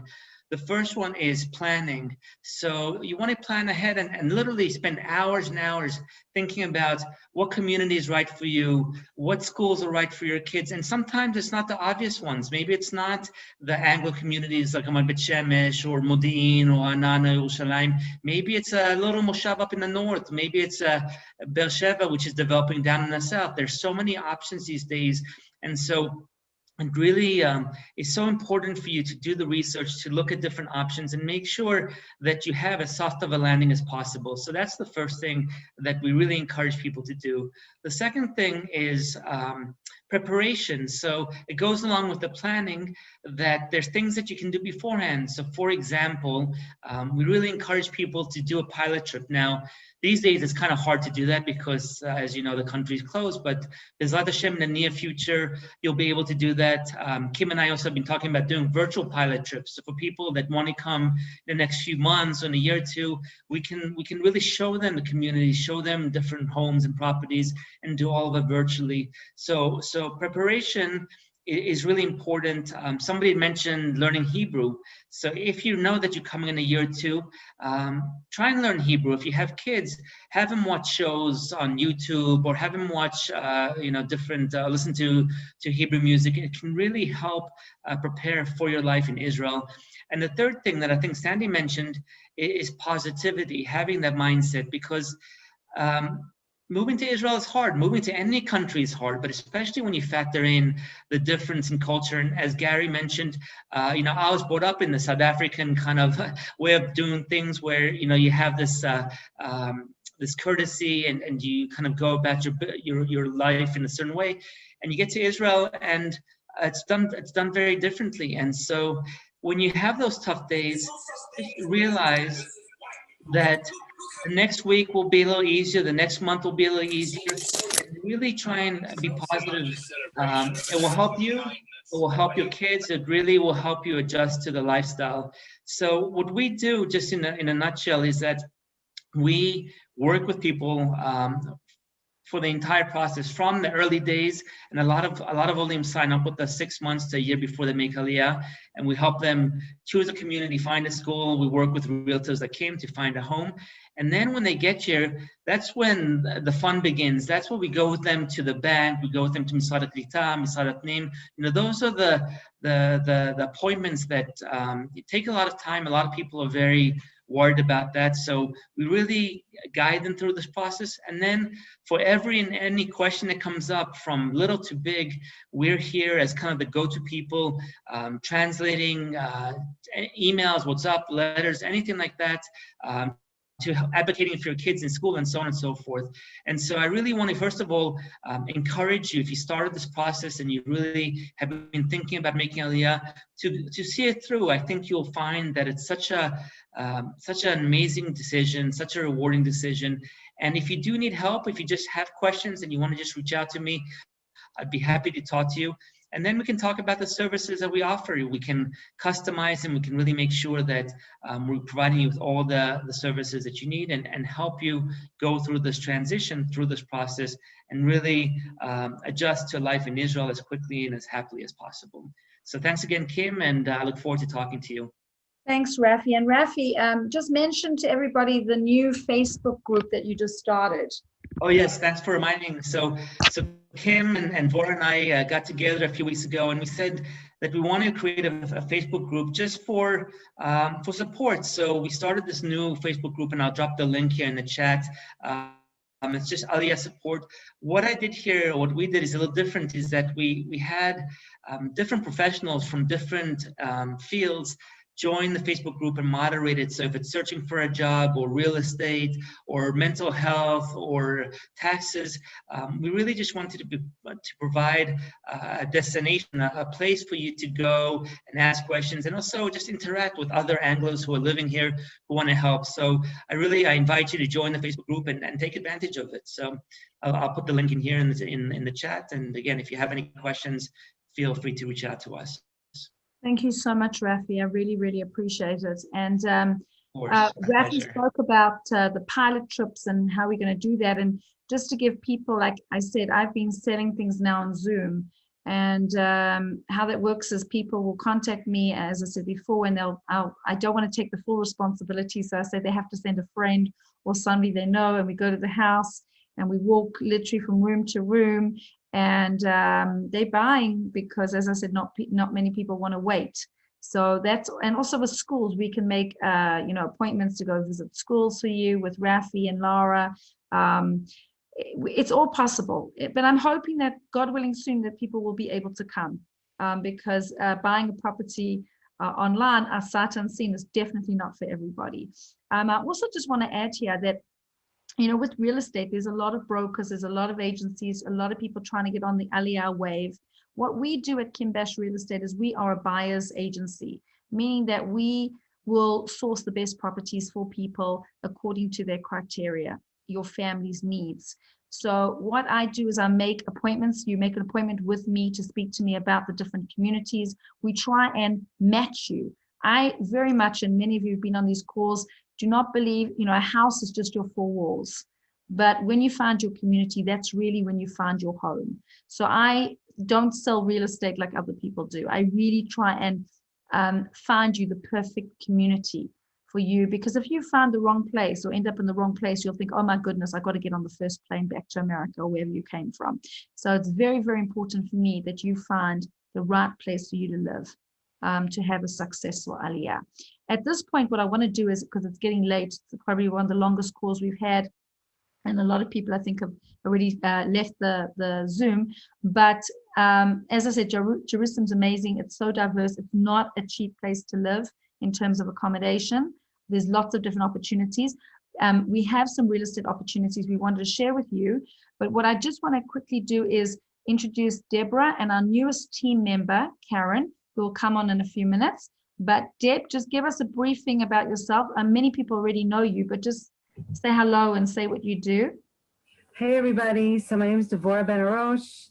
I grew up in New Jersey. I lived in Manhattan. And I made my way here like in 2002 after 9/11. And Baruch Hashem, I had a wake-up call. And I made Aliyah then in 2004. And got married here and had my family. And I've been working, sadly and happily, in the English, somehow in the English bubble here in Eretz Israel. I definitely don't recommend, but it can be done. Like, my Hebrew is terrible, but my kids are all Hebrew speakers, and you can manage. And Kim and I have known each other. We learned together in seminary. We learned, even before she came to Eretz Israel. I lost you. Hold on. We're having a connection, Deb. Can you hear me? Yeah, it's a little bit going in and out. How's that? Anyone? Yeah, we can hear you. Oh. Anyway, I love living in Eretz Israel. I love it here, and I've been working with business coaching with people, and therefore I also joined Kim's team to help people jump and make develop your business and have dreams come true. So if you need any challenge, want to talk about developing your business, please reach out. Thank you so much, Deb. We lost you. Hello? Basically, we lost you a little bit, but Deborah is helping me with business development and finding new projects in different areas around Israel, affordable communities for people to come and live in. So we meet with developers and do a lot of research. Our previous call, Deborah was on to people from community that want to come make Aliyah and looking for land to build homes on. So that's what we do. We communities from all over the world are actually reaching out to us to try and figure out how they can bring not just 1, 2, 3, 4 families, 10, 20, 30 families to bring to Eretz Israel. And I'm very also happy to introduce our newest team member, Karen, who has recently made Aliyah. And she is very passionate about Aliyah. So I just wanted to say hi and thank you for joining us, Karen, tonight. And thank you for being such a positive inspiration to us. And give us a brief, quick hello and tell us about yourself. Thank you so much, Kim. I'm so excited to be here and to be part of this amazing team together with Kim and Devorah, all of you who are here joining us tonight. I just arrived about a little over a month and a half ago from New York, from Brooklyn, New York, Flatbush to be exact. And I just feel like Hashem just like lifted me up and like brought me here, like just that way. If you come hear my story of Bezrat Hashem, we're going to be featuring it on Facebook as well. But I'm a single mom. I have 3 kids. Baruch Hashem, 2 out of 3 are here learning. So I asked my shaylas and my Rav said it's a good time to come. I wanted to come 6 years ago. They were much younger and they were all teens. It was a little bit risky. And so I waited and I feel like Baruch Hashem now is a very right time.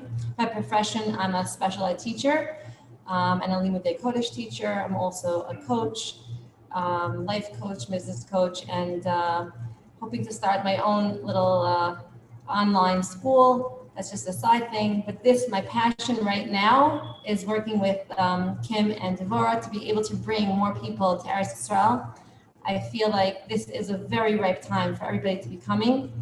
I feel like HaKadosh Baruch Hu is giving us all the signs, all the messages that we need to hear, and we just have to listen to the messages. We have to see them with our eyes, and I mamish see every single day, hashgacha, that Hashem is watching over me and sending me messengers right and left. And I feel that you also will probably, if you notice it, if you just open your eyes a little wider and listen to the messages, that you'll be seeing that really there's messages that you need to be hearing. And everybody needs to see the writing on the wall right now in America and around the world. Things are very shaky. And I think what we need to do is really up our emunah and daven to Hashem to help us to take that leap of faith, because that's really what's going to help us to get here. And I love what Gary shared and the other couple that shared, the Ratners, and a lot of people who were talking tonight, but especially what Gary was saying was really, that's just, you have to, it's like a switch, you know, coming here, it's just, you have to come with a different mindset. And it's not going to be the same life you lived in the States, but it's going to be a different quality of life. It's just going to be a different quality of life. And you just feel it. I'm surrounded by Jews. I'm surrounded by my brothers and sisters. I walk the streets and I'm like, thank you, Hashem, here. And I'm just around people that are Baruch Hashem supportive. There's tremendous amount of chesed that there is in this community. I'm in Ramat Beit Shemesh, but all around Israel, and I'm in so many groups. People just want to help you. If you made Aliyah, they're welcoming you, and they're, wanting you to share and just wanting to give to you. With people in Bidut, offering to go and pick up things for them. Just like amazing. And it just I feel so blessed, and I welcome all of you to come join us on this amazing, amazing journey. And it is hard. I'm not telling you it's easy. It's definitely, every move, everywhere you go, when you make change, there's going to be challenges, and you have to, understand that that's going to come with that. But you're in the place where you're supposed to be. You're in your home. This is your home. So welcome home, and I welcome all of you. And I hope Bezrat Hashem to see you very soon, whether it's Yerushalayim or some other neighborhoods. Would love to help you to find the right community, because that's the bottom line. Everybody needs to have the right community, right schools for their kids, if you have children. And that's what we're here to do. We're here to help you to be able to really find the right niche, the right place that's matim, that's perfect for you, that's specially designed for you. So we welcome you. Thank you so much. Thank you, Karen. Thanks, Karen. Really amazing. And Karen and Deborah will be heading up our Ramat Beit Shemesh team. And we have a lot of interest because it's so, Anglo friendly. So we have a lot of demand for that, for real estate opportunities in Ramat Beit Shemesh. So reach out to them. Karen, put your information down there. Deb, a lot of people already have yours. What I want to do is, I'm not sure if we should just show real estate opportunities or we should just go for questions. What's the time? We've been on for quite some time. So why don't we, Deb, just run through the presentation. What I did was, and I don't want people to be put off by prices or anything here. This is just currently what's on the market, but we have a huge portfolio of properties for rent, for sale. Okay, Deb's sharing her screen. Okay. A huge amount of availability of different types of properties depending on where you want to be. So I'm just giving you a briefing here, okay? And I will deal, everybody who wants to look at real estate, whether it's to buy or to rent, you can make an appointment with me and we will talk about your budget, we'll talk about your criteria and your needs. This is just a sampling to show you. Can we go back up to the first one, Deb? Or is it just going, it's, okay, Ramat Eshkol, which Esther Pamensky spoke about. It's okay, we'll go back. This is very close walk to the old, not close, about, let's say 30, 40 minutes walk. You're on a tram line. It's close to town. There's a number of different projects going on in this area. And you can get a 3-bedroom, 4-bedroom for starting at about 2.7 million shekels, which is approximately between $750,000 and $800,000. In a brand new building with parking and storage and a Shabbat elevator. So that's Ramat Eshkol. And then I'm sorry I'm going quickly, but we'll, as I said, anybody wants more information, you can contact me. I have an amazing new project in Old Katamon where Sandy, the interior designer, lives. Brand new 13 apartments there. Also great opportunities. You're looking at about $1 million for an apartment in this area. Okay, Deb, we can go up. Okay, German Colony, it is an expensive location. Again, it depends on what, this is just a new building. It's a luxury building with a swimming pool and a doorman. I have a lot of people who are coming from Manhattan or Florida that want this. So I've put this in here. It is expensive, probably $5 million, just over $1.5 million for an apartment in this kind of complex. Okay, in the German Colony. Okay, what's up next, Deb? Not moving up. Okay. Rochavia tends to be quite an expensive neighborhood as well because it's a very easy walk to the old city. I'm just giving you an example of an apartment that's also just over $1.5 million. It's expensive as well, but it's about 120 square meters. Renovated apartment, 3 bedrooms, 3 bathrooms. Again, rentals we have available in all of these locations. Okay. Up next, Abattoir, which is close to where Gary lives. Caspi, Talpiot, I have a beautiful apartment there. A lot of UN people live there, diplomats as well. Beautiful apartment. This is actually a very good price of 2.9 million shekels, which is about, what is that, $650,000. I'm not sure what the rate of exchange is. Beautiful views. You can see the Dome of the Rock. Har Bayit in the background, beautiful apartment, easy walk to the old city, close to the first station. Again, I have different budgets. I can give you houses in this area. I can give you smaller sample of it. Okay, go up, Deb. Okay, Baka, which is also, this is a more expensive also neighborhood. This is a house, more expensive, closer on to the $1.8 million, a house in this neighborhood. Very Anglo-friendly, lots of shuls in this area. Okay. Up a bit. Hang on. Of course, my computer is scrolling.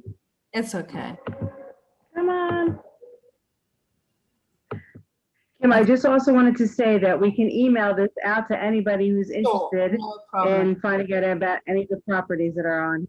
Okay, hold on. Scroll down. Maybe it will work if you scroll down.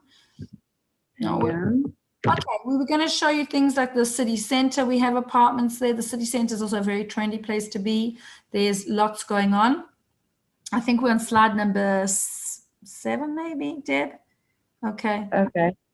Oh, it's good to know that the dollar's getting stronger. Okay.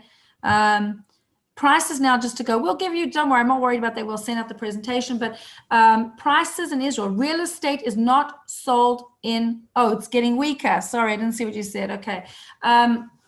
The prices in real estate are not in dollars. We only sell real estate in shekels. Okay.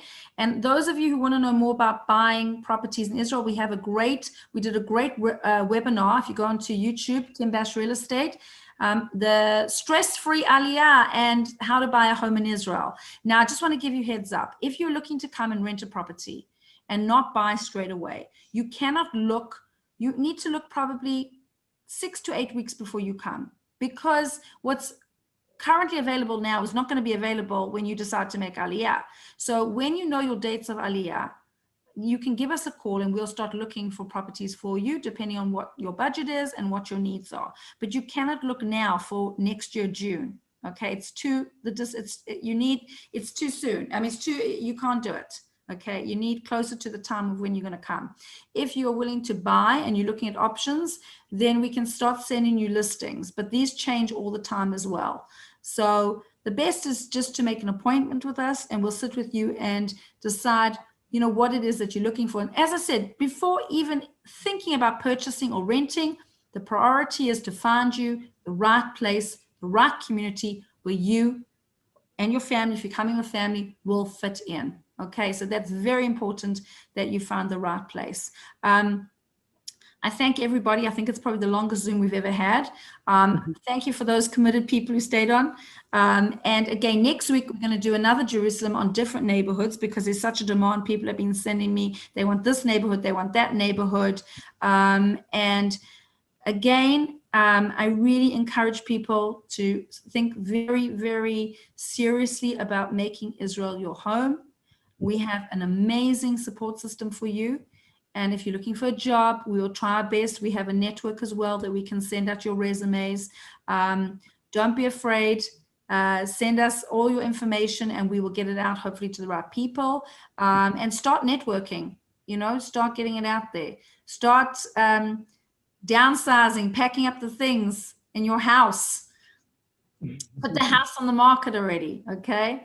So I hope to see you all next week, and please reach out to me if you want any information about any of the properties that we spoke about tonight, any questions you want to ask anybody. I'm going to leave it open now to the floor if anybody wants to ask questions.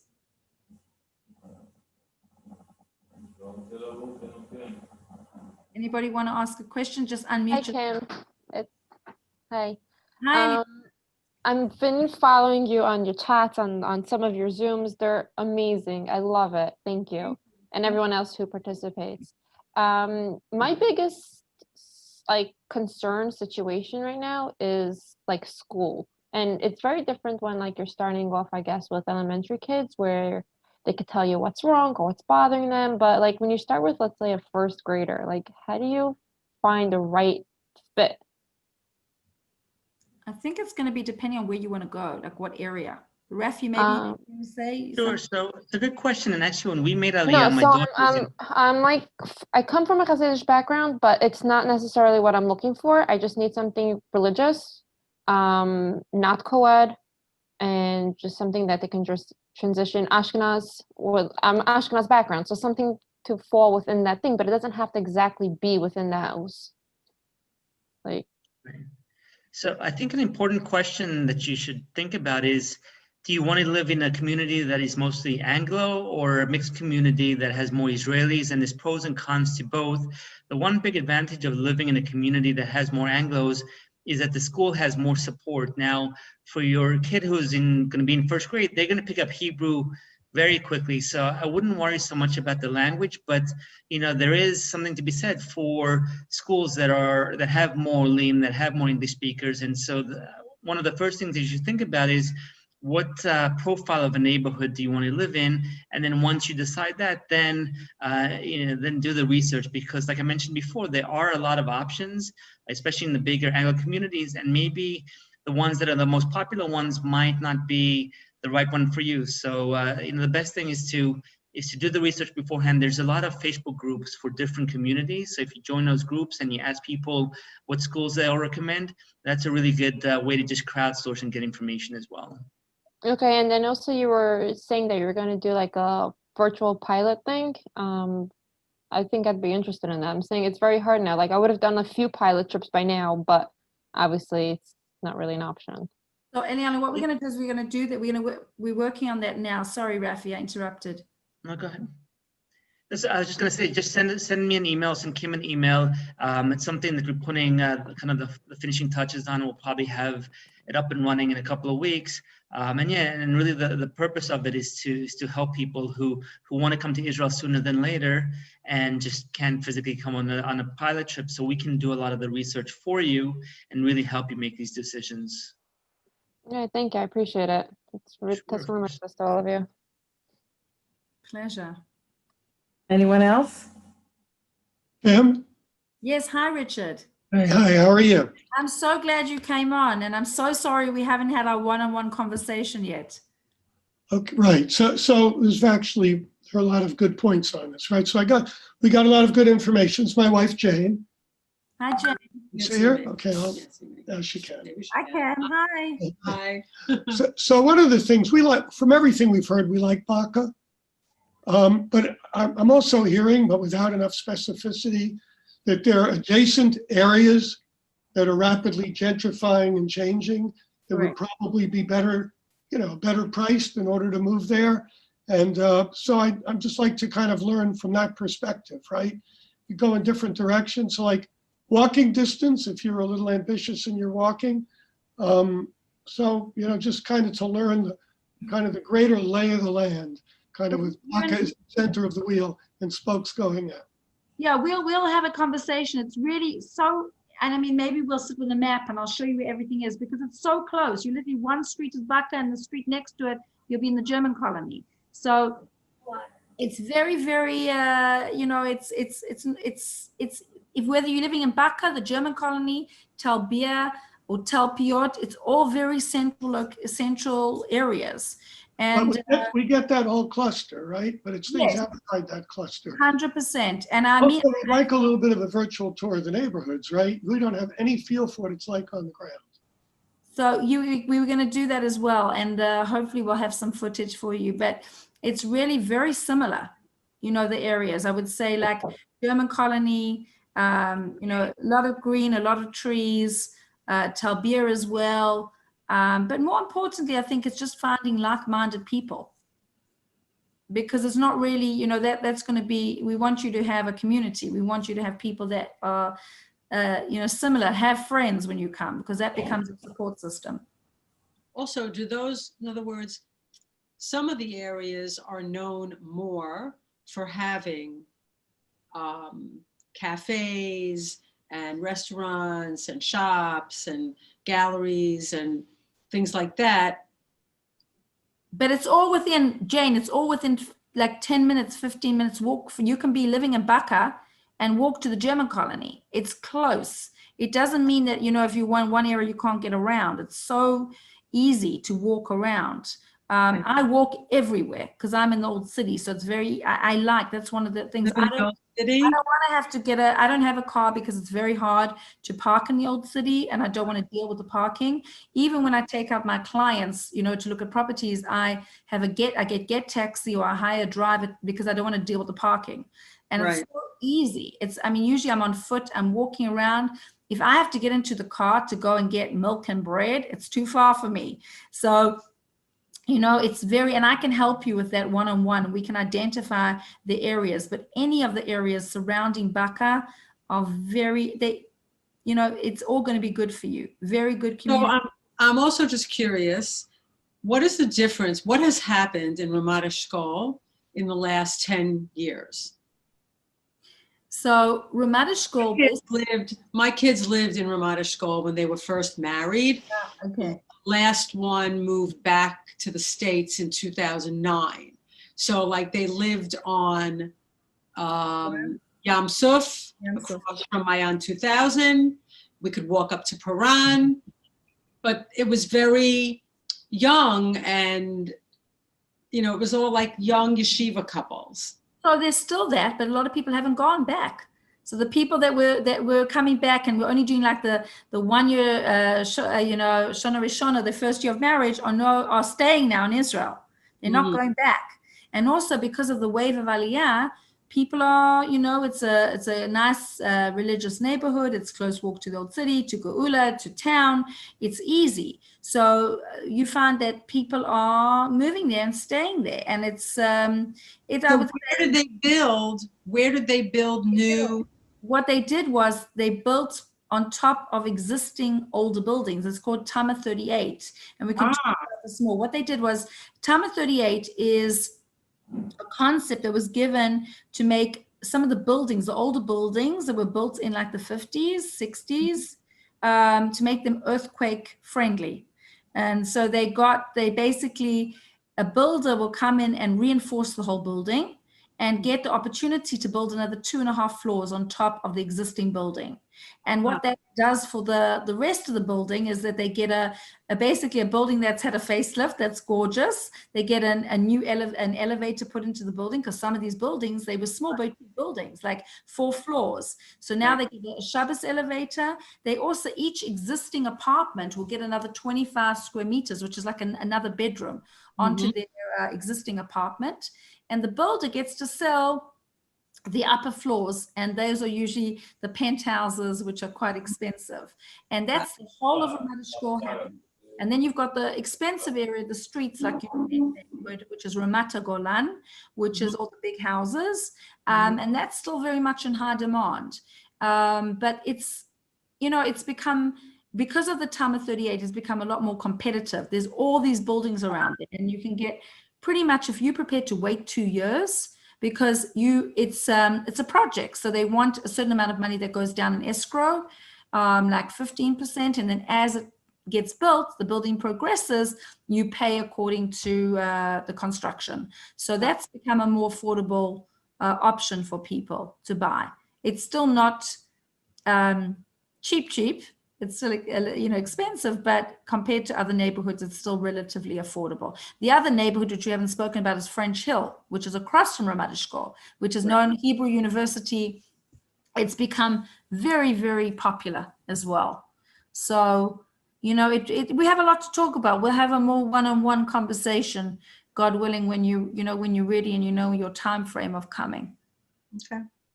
And please, Richard, feel free to send me an email or WhatsApp with all your questions, and then I'll be able to help and answer those questions. Okay, thank you. It's a pleasure, and I'm so glad again that you came on tonight. Thank you so much. Thank you. Anybody else? We have a lot of new people tonight on the call. Okay.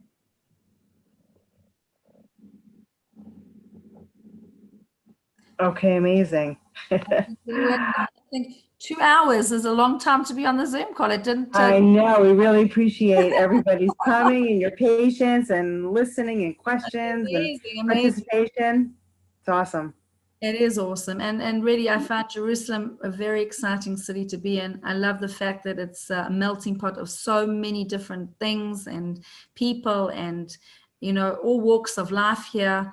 As I said, I live in the old city. So God willing, if anybody comes to Old City, you're welcome for a Shabbat meal in the Old City. I look forward to seeing everybody. And please feel free to reach out to any of myself, Rafi, Devorah, Karen, about anything that you need. We are here 100% for you, whatever you need. Thank you so much for everything. Can I ask a quick question? The neighborhood, what was the neighborhood you said that's more UN people? Is that also a mix of religious people or no? I don't remember the name of it. Yes, so there's 3 basically. Sorry, what's your name? I've just got your initial AB on here. Abigail. Hi, Abigail. I'd just like to know who I'm talking to. Hi. No problem. Okay, so basically there's an area that's it's Abattoir, Abattoir, Anona, and then a new area called Amonanat Tzvi. Not a new area, but this is all like neighborhood right next to each other. And this area has become very, very popular. It's where the US consulate is. So it's pretty mixed, the neighborhood. But where Gary is an area, it's like it's an area called Abattoir Caspi. We'll have to show you on a map, but it's like one street called Caspi Street that goes up, and another street called Hanoch Elbach. It's all part of the same neighborhood. Do you have one address there? Because someone here on the chat wrote to get one address and then Google it so you could see what it looks like. Do you have any address there so we could do that? You can look up, let me give you an address. Look up Derech Hebron 70 or 77. There's a few addresses I can send you on a WhatsApp chat if you want to WhatsApp me. I can send you different areas. There's Anona as well. This is all the same. You're literally walking distance from one area to another. And the area where he lived, Gary Rogoff, was called what? C-A-S-P-I. C-A-S. That's the name of the neighborhood or the street? Yeah, Caspi. Well, it's hard to explain. It's Caspi's like one little street area, and then there's a middle area called Hanoch Elbach as well, and then there's Anona. Gary, am I explaining? Is he on here? Okay. Look up Caspi. Just look up Caspi. Mm-hmm. And you'll see. But then it's on the border of an area called Abattoir. So it's all very much, it's like this little like bubble of an area. Like it's one or two streets and then it's another neighborhood. But if you want to look up if you want to really look up a general neighborhood where it's close to where he is, it's Abattoir/Anona. Okay, thank you so much. And it's also a changing neighborhood. Lots of things going on in the neighborhood. Lots of new In the Jerusalem area, what is the more cost-effective neighborhoods? Like, I know they're all saying it's expensive. It's expensive. What? So it really honestly depends on what your needs are and what, as Karen was saying, you can't copy paste. It's a reframe when you come here. So it really depends on how much space you want and what you can live with. And if you're prepared to go into an apartment, where you go into an apartment building. So I would say areas that I think are, again, it's depending on also how religious you are, what kind of people you want to be around. French Hill, I think you get a lot of bang for your buck in that neighborhood, which is just by Hebrew University, and it's on the tram line. I was just there the other day with a client, and you can buy something there for, I'm not so good at maths, about 2.3 million shekels, a 3-bedroom apartment there, which if you don't want to move in there, let's say you're not ready to make aliyah, but you want to buy it now, you can always get renters because it's Hebrew University's right there. So they're always there's so many students looking for places.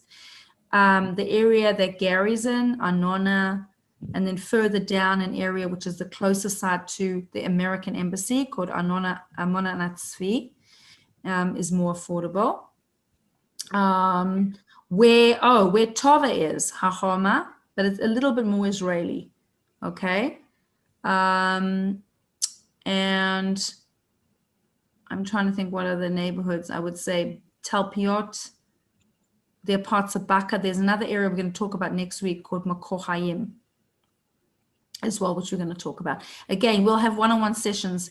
Abigail, feel free to WhatsApp me. Karen put my number on what's on the chat. So just send me a WhatsApp. We'll make a time to have a one-on-one, and you'll tell me everything you're looking for. Thank you so much. Really appreciate it. No problem at all. Anybody else? Okay. I also want to mention that we have some people, which I'm not going to, it's getting on too late, but if anybody is looking to sell their homes in America, we have 2 amazing real estate people that we work with in America who are able to offer their services. And if anybody is seriously thinking about selling their homes and need top class service with honest professionals, we're happy to give out you their information. So please be in touch with us if you want those contacts as well. So I'm going to say Laila Tov from the holy city of Jerusalem. And I hope to see you all very soon. And join us next week when we'll do another whole lot of neighborhoods in Jerusalem. Bye, everyone. Thank you. Good night. Have a good night, everyone. Good night. Good night. Night. I'm staying on just to say goodbye.